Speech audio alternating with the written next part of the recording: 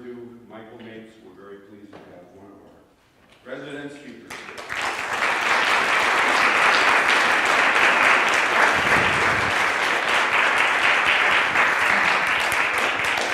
Well, thanks for having me back, and I want to talk about transformation today. And the reason that I want to talk about that is because I've had a lot of that in my life. It's also the point of spirituality, to make you different in some way, to change the way that you experience the world. Also, because I just had a big transformation in my life. I got married 2 weeks ago, and 2 weeks and 1 day ago. Yeah, exactly. And Steve was super pleased. It's the first time we're going to bed married. It's the second time we're waking up married. Anyway, and then also because we're contemplating a move. And I think sometimes that when you talk about spirituality and you teach about spirituality, or you work with people in terms of making their life better, people tend to assume that you have it all together or that you have it all figured out. And actually feel what makes me the most effective spiritual coach for people is that I don't have it figured out.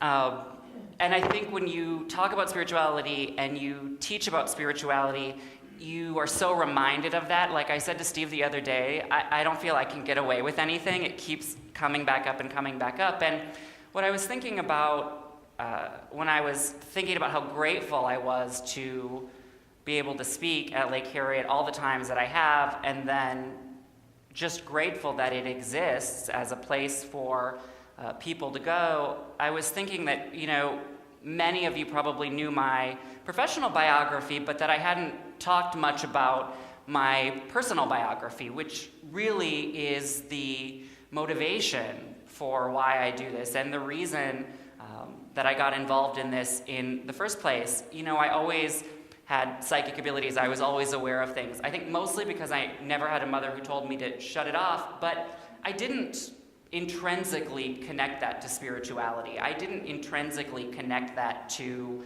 the way that I experience the world around me. And actually, when I first started doing readings, I came from a pretty negative place. I mean, I had a father who really wasn't involved in my life, and when he was, he would, pop up just to be destructive. I think, I was smaller and more feminine than a lot of other boys, so I was bullied pretty relentlessly in the town that I grew up in. I was lucky to have an amazing mother. I was lucky to have an amazing set of grandparents, but by the time that I was 18, there was a sense of victimhood pretty well ingrained in my psyche and the way that I saw the world. So I would build up all these relationships, and then I would, push people away, or I would do things that would enable me to not have to continue to pursue the relationship, or I would work really hard, and then I would do something at the last moment to sabotage my greatness, or to sabotage my success. And then right after I turned 19 and I lost somebody really close to me, really my first experience with death, things just unraveled for me. And the next year, I really have to piece it back from my friends and family. I know that I was living it, but I wasn't really present in that at all. And all of that culminated in me trying to end my own life. I failed, thankfully, so sometimes failure is your grace, and knew that I had to make a change. I didn't know what I was looking for, but I knew that I had to go searching, called my mom, said I need to come home. And that really is what started my whole journey, first through doing readings professionally, and then through really exploring the spiritual side of things. So it took really a crisis for me in my own life to realize that something had to shift, to realize that something had to change. In fact, more than just change. That really the way that I was living my life was just, it was too difficult. You couldn't possibly maintain it. I couldn't have possibly maintained it for another 20 years. So that was really the beginning of all of this for me. And I'm very proud of where I am today. It wasn't a process that happened overnight. I think that's the biggest error in thinking that we get into. Yes, I had this crisis in my life that made me decide that something had to be different. But the time between that and really letting go of a lot of the destructive habits and the destructive ways of thinking was many, many years. So I would go, I would work on things, or I'd take a class, or I'd read a self-help book, or I'd gain some insight through working with a client, and that would be wonderful. But then things would emerge usually at the least opportune time. So all of these habits would come back up, and I've come to see that now not so much as a punishment, but it was coming up because I was more mature in the way that I was now able to process that and now able to deal with that. So what I kind of took from this whole experience was that if you want something in your life to change, I mean really change, you have to start by radically examining the assumptions upon which that place you have found yourself in is built.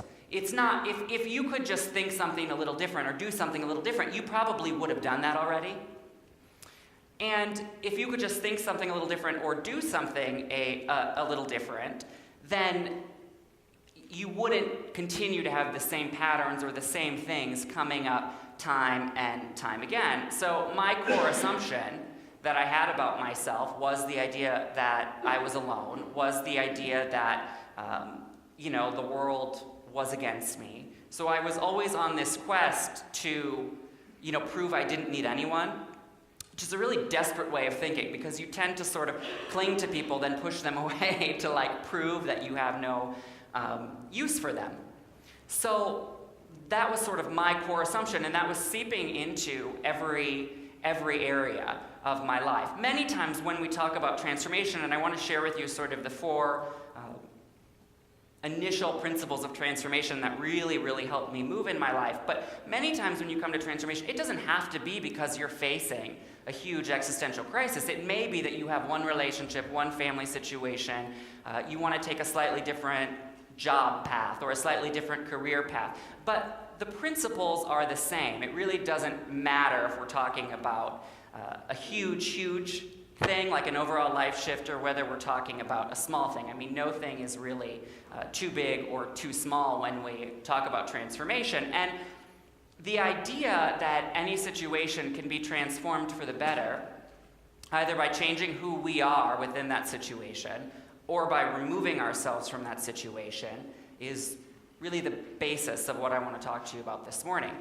And no doubt there's some area in your life, unless you've achieved enlightened master status, that you'd like to shift, change, adjust, and it's usually not that hard to identify. If you're having trouble identifying what that area is in your life, there's an easy way to go about that, and that's just to take mental stock, honest mental stock, of what are the things in my life that are working, and what are the things in my life that are not working. And all those things in your life that are not working are the things that I want to offer you some of my insights on today. You can see how easy that is on the individual level. It's not difficult to conceive of, but that also applies on the level of the collective. I mean, we can do that same thing in our world. What parts of our world are working, and what parts of our world are not working? And I think it's remarkable that people on opposite ends of the political spectrum basically agree on what those things are. We basically agree on the places in our world where things are working and where things are not working. Now, we differ radically perhaps on how we should go about those things, how we should go about fixing those things. But the fact that we have any agreement at all when the predominant narrative of our time is that we're so divided, I think bears noting. So, and I don't think that it's a coincidence at all that many of us are feeling a need to live in a little bit of a different way. At the same time, when as a planet, it is becoming increasingly clear that we have to do something different.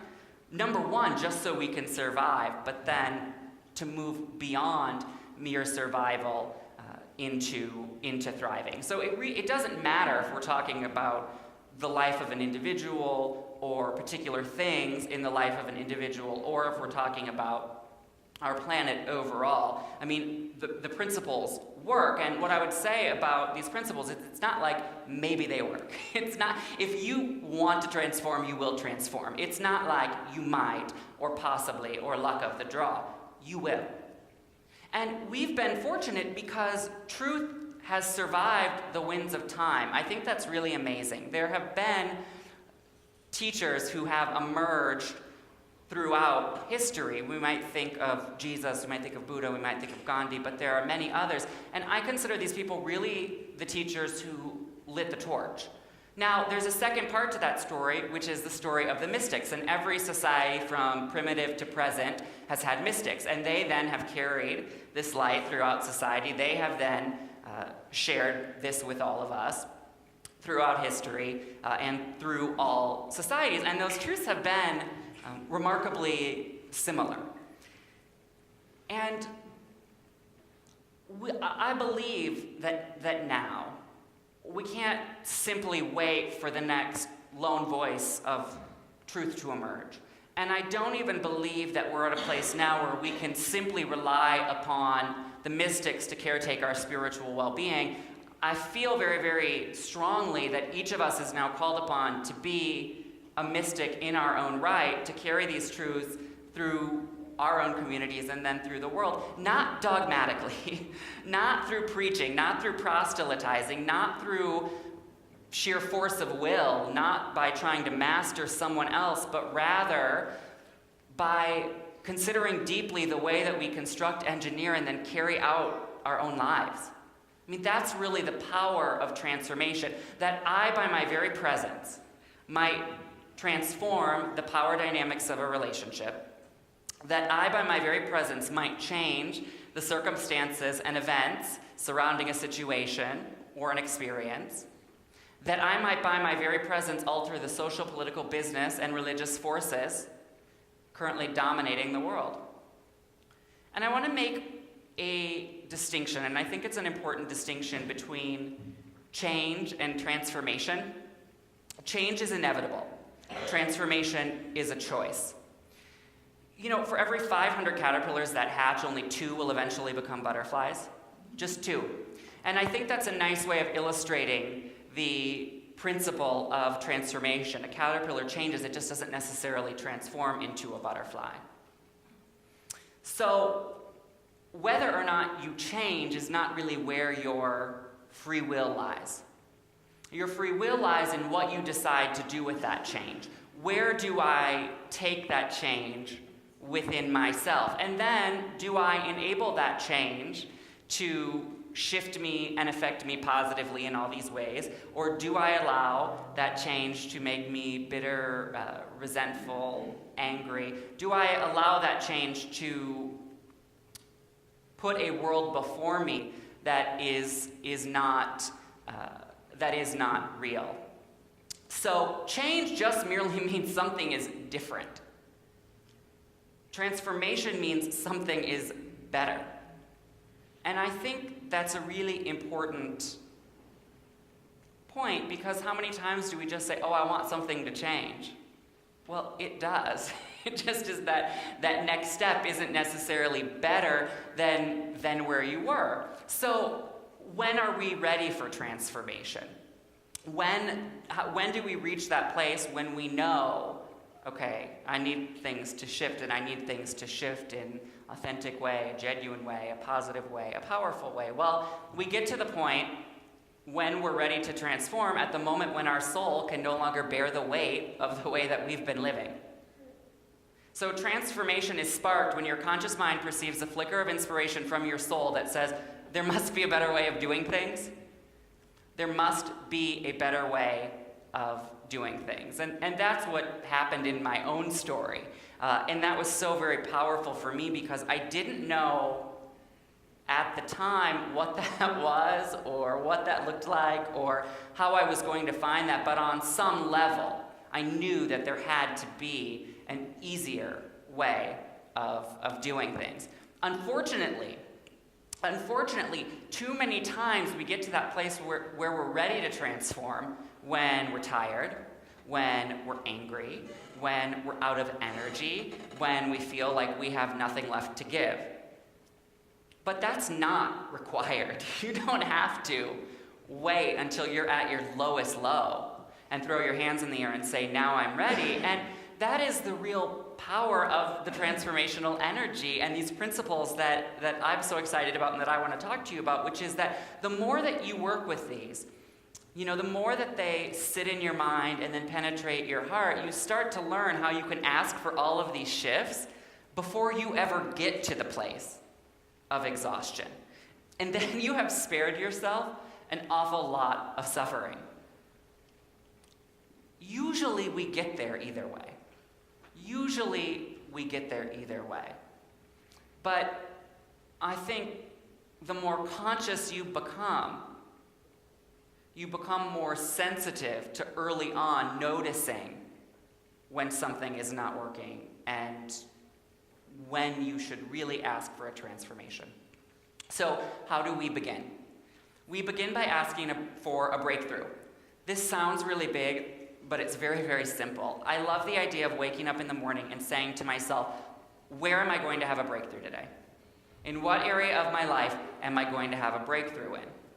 Because if you have a situation that is causing you emotional stress, that you are bothered by, that you are upset about, have you really honestly asked to have a breakthrough?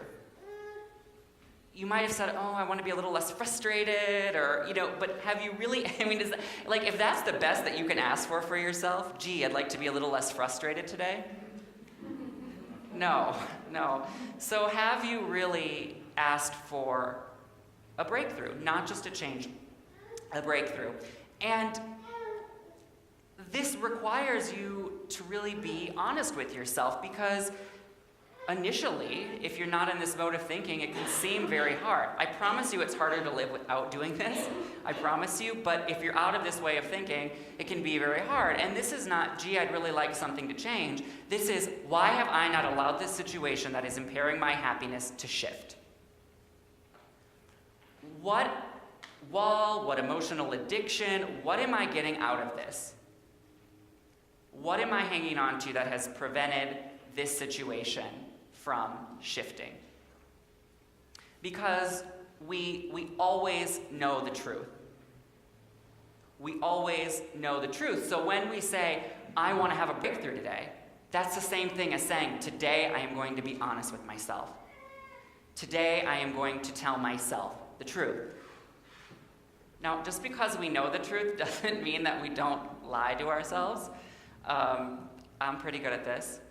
And I love the lie that Jan Levanzant talks a lot about, which is the lie of I don't know. This is not allowed in any coaching session with me to say I don't know. If it's about your emotional well-being, if it's about a relationship you're in, if it's about something in your life, I promise you, you know. You might not want to face it. You might not like how that makes you feel. You might be afraid of what that's going to bring up for you. And that's okay to say that. But that's very different than saying, I don't know. Another one is, I'm just tired of struggling. No, you're not. You're not. If you were tired with it, you would be done with it. If you were really tired of it, you would be done with it. So, what is the thing that you are getting from it? What is your drug? Is it self-pity? Is it victimhood? Is it attention? Is it my particular drug, getting people to see things my way? So what is the thing? What is the emotional thing that you are shooting up? Because if you don't figure that out, what happens is that toxic thinking becomes normalized. And when toxic thinking is normalized, transformation becomes an impossibility. You will not have a transformation if you are holding on to thoughts of, this can't happen for me, thoughts of everybody else is worth so much more than I am. Whatever it is, and you know what that thing is, and you do your spiritual work, you do your inner work, and you're feeling good, and then something comes up, and then that's your sign that you have to step back and examine it again. Because the thing is, miracles have only become rare because we have convinced ourselves that they should be. I mean, you should be having revolutionary shifts in your life. You should be having miraculous experiences in your life regularly. And if you're not, you have to take a step back and say, what toxic thinking have I allowed to show me, a falsehood, to show me a world that's not really before me? Now, how do you figure out what that toxic thinking is? You figure out that toxic thinking by paying attention to your feelings. Because if something is coming up for you, this isn't your feelings are right or wrong. This isn't your feelings are right or wrong. But if something is coming up for you, and especially those things that come up again and again and again, it's like the pebble in your shoe. There's something there that you have to address. There's something there that you have to look at.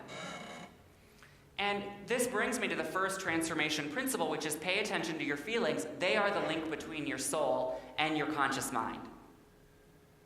Your feelings are your spiritual barometer. They are the light that will guide you along your path of personal transformation if you pay attention to them.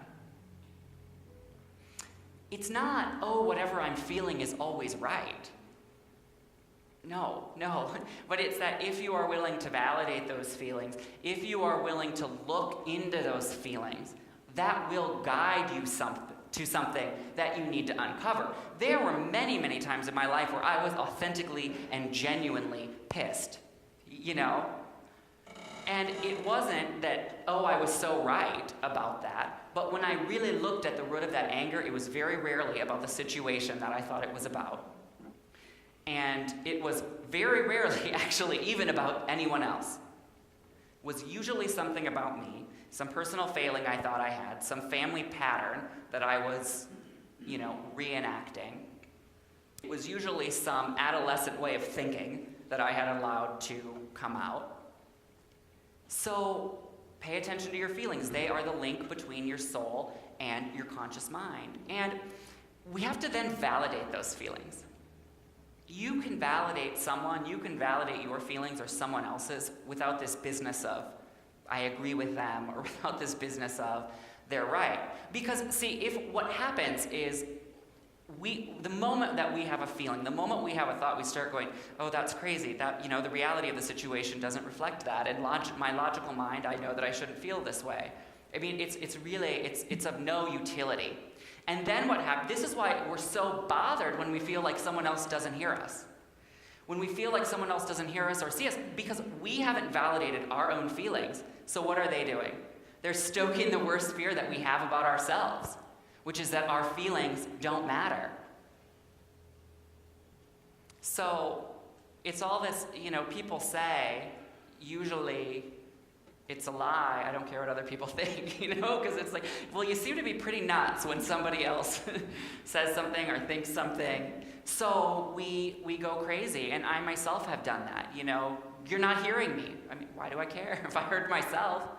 If I was really resolute and confident in who I was and what I was saying, I wouldn't need that other validation. This can seem overwhelming, but it isn't. It's a huge empowerment, because what it's saying is, if you think about your feelings as being the link between your soul and your conscious mind, it's like saying, I have everything I need right now to make a transformation. You don't need anything else. So teachers and talks and self-help books, those are all beautiful, lovely tools. But it's about what place are you in. So I think that's a huge empowerment. And for me, that really gave me permission to open up in all of these ways in my life, because I had been thinking, I have to get good grades and then someone will love me, or I have to be successful in X, Y, or Z, and I have to be like this attractive, and I have to have like this many friends. I need all of these things. The thought process being, once I get that, I'll be happy. The thought process being, I'll make a change once I get that. It's like, if I just had this, I'd be happy. I doubt it. I doubt it. I don't know. Because that was me, and I got everything that I wanted. Everything I asked for, I got. Now, the mistake was that I assumed I knew what I preferred from the get-go. I didn't. And so that's the first principle of transformation. So if there's something in your life that you're feeling like, I don't know why this is shifting, or why hasn't this changed, or why do I seem to be dealing with this type of relationship, this type of job, this type of whatever coming up over and over again, the first place to start is with your feelings. We all have varying degrees of how comfortable we are with that. That's not an easy thing for some people. I mean, if we could do away with this business of people saying they're not emotional, like nobody is more or less emotional than everybody else. You might express it more or less than someone else. It's like the people who cram down their emotions, like they are the most emotional people because they all explode at these horrible, horrible moments. So your feelings will absolutely guide you to where you need to go. It takes courage to face them. Especially, for me, I had been thinking this way for some time. I wasn't thinking I'm a good person to whom bad things are happening. I was thinking I'm a bad person and getting what I deserve. If that's your thought process, it won't matter if the best things in the world come to you. You won't recognize them. You won't hold them. Transformation principle number 2, I mentioned at the top, but I think it's important. Any situation can be changed for the better, either by changing who I am in a situation or by removing myself from a situation. So the first part of this is important. Any situation can be transformed. That's the same thing as saying nothing stays the same. So we start from the vantage point of anything can change. Anything can shift. Even those things that might seem impossible at the moment. You don't have to know how this is going to happen. That's the mistake we make. Like, we think it has to happen, like, according to our plan, like we failed people if we analytically couldn't figure it all out. That just closes us off from all of these other beautiful things happening. So many times we're offered, like, an amazing way forward, and we say, yeah, but that's not what I want. So the first part of it is that anything could change. We have to start from the premise of there's no permanency. That's the first part of this principle. To me, this gives you so much more gratitude, the time that you have with people. You're not wishing that you were, for nostalgically for a past, and you're not wishing for a potential future. You're just enjoying the people that you have now and the place that you are now. So that's the first part of it. The second part of it is by changing who I am within a situation. So, is there something I could alter about my behavior? Sometimes it might be 90%, you could alter it. Sometimes it might be 10%. But you know what? That's still your 10%, and that's still your responsibility. So is there something I could alter? Is there something I'm addicted to here? Is there something that, in some way, do I not really want this to change? So could I be different? Sometimes we know. Like, sometimes we know what we are doing to contribute to the toxicity of a situation. But other times, we might be less sure. Like, there are times in my life where I was feeling really good and something happened, a tragedy, not something I engineered with my brain. So then in those times, what I like to do is just visualize a situation a couple minutes a day surrounded by white light and just say some affirmation like, may I be the person that I need to be within this situation so it's resolved in the best way possible for all involved. Because sometimes we don't have the wisdom to know what we need to do or what we need to be in a situation. Especially if we love someone and they're doing something self-destructive. That's tricky. So you might not, initially have the wisdom. So it's kind of knowing when to step back and say, what should I be? I'm unclear of it. I'm not sure of it. And what happens then is that situation starts to change.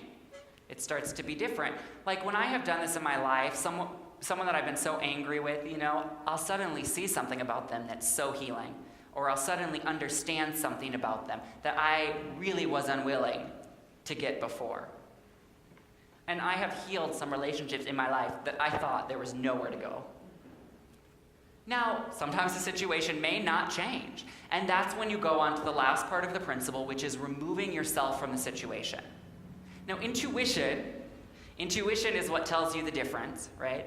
When can I change? When can I modify my own behavior? And when is the behavior modification I need to remove myself? Sometimes the transformation that you need is goodbye. I love you, goodbye is not a hateful thing to say if it comes from the right place within you. Sometimes we hold on to the job too long. We know that we're not going to just say 10 affirmations and walk in that door and it's going to be changed. It's not for you anymore. And that's okay. It's probably for someone else. So by you holding on to that, you're not benefiting you and you're not serving anybody else. Sometimes in a relationship, we know that we are not going to fall back in love with someone in the way that we were. Now, you might think, oh, I'll just suffer, I'll just sacrifice myself for their happiness. You're not making them happy. You're not making them happy. Number one, it's not loving to you. But number two, it's not loving to them, because what if there's another perfect, amazing person out there? So we don't get to decide what's the best thing for other people. Pretty sure they have their own spiritual path that they need to be walking. And so it's more loving sometimes to enable them to be able to do just that. Now, I see this a lot with people who are bullied, people who are being mistreated, people who are dealing with some type of mistreatment or abuse. And the question is, why are you enabling that? Because if you are the receiver for someone else's guilt, for someone else's fear, for someone else's rage, or for someone else's anger, you are not doing them a favor. You're not doing yourself a favor. That's clear to see. That's easy to see how you suffer in that. But they also suffer in that because you are allowing them to hold on to their fear and anger and rage and guilt. Their drug is self-destructiveness, and you are their high. So you don't let a child put their hand on the hot stove. You don't give a drug addict drugs if she asks you really nicely, because it hurts them. Well, if you are allowing yourself to be a doormat for someone else, that is putting the child's hand on the stove. That is allowing them to do a behavior that is destructive to themselves. So sometimes you have to know when to remove yourself from the situation. And if you're having trouble with that, I think go back to where that started. I mean, that's almost always, something that's learned in childhood. This idea of we have to suffer, we have to put up with some type of behavior. So it is about knowing, when can I change, really change from a place of love, and when do I have to remove myself from a situation? Because if someone else isn't acting their rage out, on you, that's not something that you're doing. You're not going to change in any way. So it's, does this come from a powerful place within myself? So you start by paying attention to your feelings. Then you go to the principle of anything can be transformed if I'm willing to shift who I am in relationship to this situation. So every situation is obstacle or opportunity depending on who we decide to be in relationship to that situation. The third transformation principle, I think, is the hardest because it deals with our shadows, it deals with our junk, and that is the principle of everything that is hidden must become visible. Transformation works by uncovering. It works by allowing you to release all of your junk. Now, this doesn't mean that you have to confess every horrible thing that you've done to the world, but it does mean that you have to be willing to face it yourself. What is the part of myself that I'm hiding? There's an exercise in Dark Side of the Light Chasers by Debbie Ford, which is like you write down all of the worst things that could be in the newspaper about you, as if it were on the front page. That's how you get to this stuff. Now, spiritually, think about the worst thing you've ever done. Think about the worst choice you've ever made. Think about, the person that you've hurt the most. Think about your deepest regret.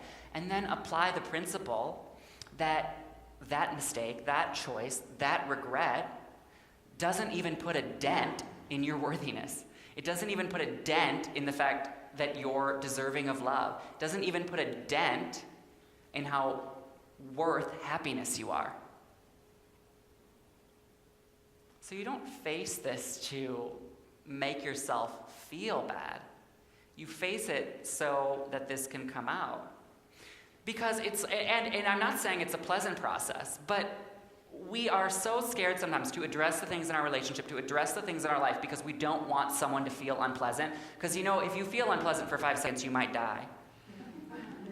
The opposite is actually true. If you don't allow yourself to feel this, you might die, because that's stress. Stress is not how you react to a situation at the time. It's everything you bring before and after to that situation. And I have always gotten myself in the most trouble in my life when I have not originally dealt with something. Sometimes we say, oh, I should have known, and it's true. We did know. We just didn't want to do anything about it. So this is about bringing all of the things that are below the surface to the surface so that you can deal with them.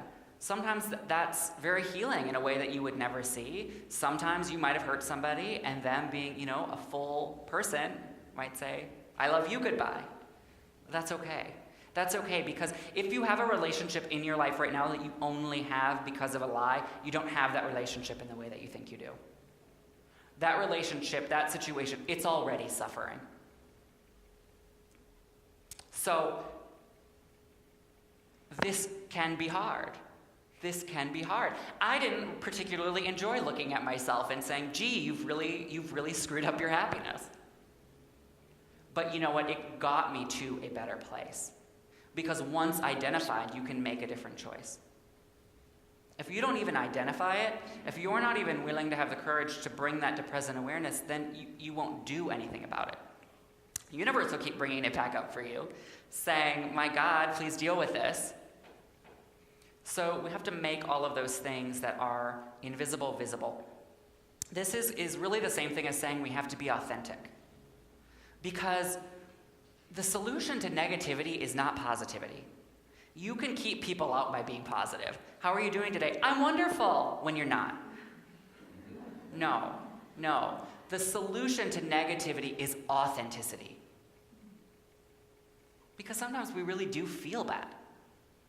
Sometimes we really are wounded. Sometimes we really are hurt. So this step really just gives you permission to say that. It gives you permission to deal with it. And it gives you permission to, no matter what you have done, be lovable. The fourth principle is doubt is your greatest teacher because it identifies what you most need to affirm. People get so angry at, all these little children in them that tell them they're not good enough and all of these things. Those are the parts of you that need the most love. Those are the parts of you that are most screaming out for acceptance. So if your response to those parts of you is to go, gee, I really want to be spiritual, I really want to be happy, I don't want to hear that.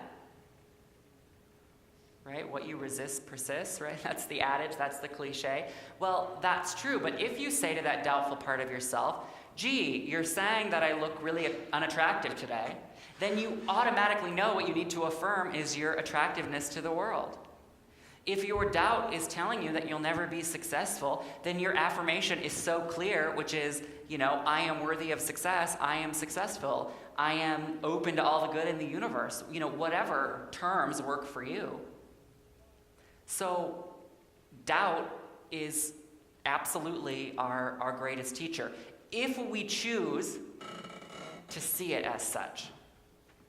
You might have a teacher in school who's hard on you, who criticizes you. You might welcome that if it comes from the right place, because it helped you perfect some skill set, because it taught you that you could go beyond the bounds of what you previously thought possible. So I think we need to start looking at the voices in our head as our greatest teachers. That is really in line with the idea of we have everything that we need to have, right? We think of our feelings as guide, and we think of doubt as the teacher. There's really no limit to the degree of transformation that we can have. There's really no limit to the level that we can take this. I think initially, when you start this process. It feels difficult because it's unfamiliar. But I just believe, and I have just seen it in my work and seen it in my own life, that this is actually the better way to live. It's actually an easier way to live. It's a radically responsible way to live. There's no doubt about that. There's no doubt that you are saying to the universe, that you are signaling to the universe, I am ready to be responsible. But that's actually better than walking around with all the fear and all the guilt and all of the anger. You know, I don't know anybody who has a family secret or something like that that comes out 20 years later that says, gee, I just should have kept that for another year. So I think it's about stepping into your own power. It's about saying, not only do I want something to shift. I mean, want is not the most empowered place that we could come from. But rather saying, I right now have the capacity to transform this situation in a million miraculous ways. And then what you do is you look back on all of these previous versions of yourself with love. I mean, I look back on who I was at 17, 18, 19, and I don't defend all of the choices that I made. But I do understand why I made a lot of those choices. And I do accept who that person is. That really was my transformation. Not to run away, which is where I spent the first couple of years in my spiritual journey. I don't want to be in pain, I want to be so different. So you're running away from who you were. But I think transformation says you accept and integrate all of those parts of yourself. That's really what brings you balance. And that's what'll bring us balance in our world, right? Like when we accept all of the differences that we have, and then when we affirm, our sameness. So I think that these four principles are basic in some ways. But if you really commit to doing the inner work, if you really commit to paying attention to your feelings, to realizing that any situation can transform, to making that which was hidden visible, and then to allowing your doubt to teach you instead of torment you, you will transform your life. And that would really be my challenge to all of you today, is where would I most like to have a transformation? Remembering that means something is better. Remembering that means something is better. Where would I really like to have a transformation? Commit to doing your inner work. Commit to doing your inner work. And then watch as your life becomes something so much better than you ever thought it could be. Thank you so much.